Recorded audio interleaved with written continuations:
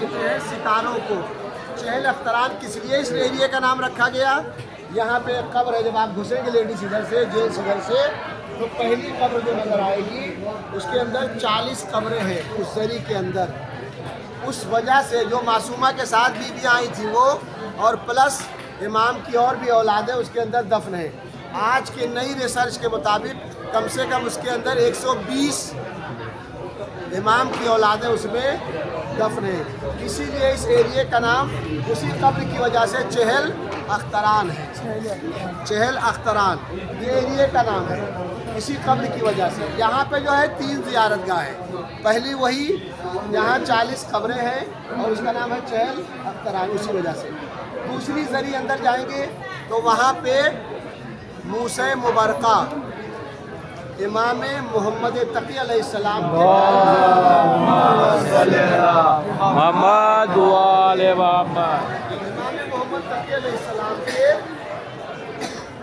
پہلی شادی امام کی ام الفضل سے ہوئی تھی، مامون کی بیٹی ارے بھائی ام الفضل سے ہوئی تھی۔ اندر پیپر والا زیارت نامہ ہے۔ موسی مبرکہ جو ہے امام کے ڈائریکٹ فرزند ہیں۔ کون امام؟ امام نویں امام کی پہلی شادی ام الفضل مامون کی بیٹی سے ہوئی تھی۔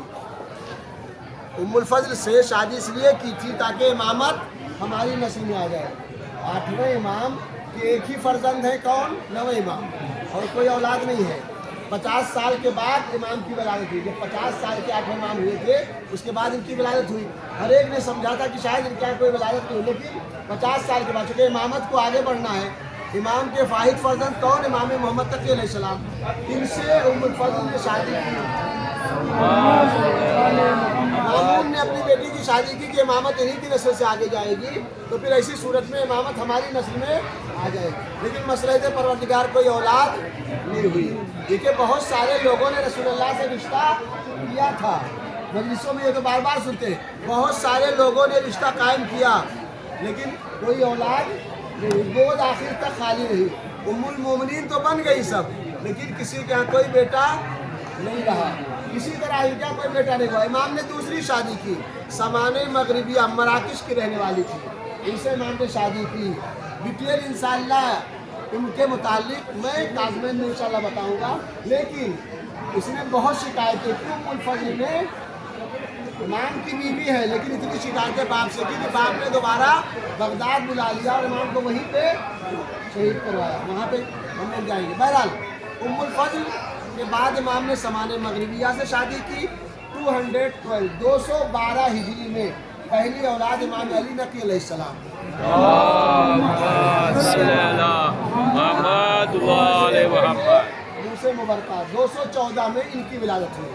امام کے سگے بھائی، امام کے سگے بیٹے، امام 9ویں امام کے بیٹے، 10ویں امام کے سگے بھائی۔ امام 9ویں امام کے 2 بیٹے بیٹیاں قم کے اندر ہیں اور 2 بیٹے بیٹیاں سامرہ میں ہیں۔